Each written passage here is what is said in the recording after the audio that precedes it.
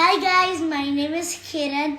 Today I made the 5 Pillars of Islam project and I'm going to teach you guys how to make it. So first, I got 5 toilet paper roll, which was hard to get.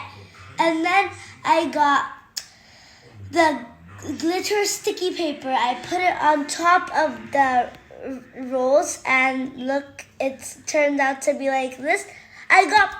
I printed out these and then I cut them and colored them with crayons and choose colors of the rainbow, which because it matches the floor. Then I took the tray and then I covered it with some beautiful glitter dark yellow paper. And then on top I did the same, and this is the 5 Pillars of Islam: Shahada, Salah, Zakat, Salah, and Hajj. Thank you for watching. Bye. And use hot glue gun here.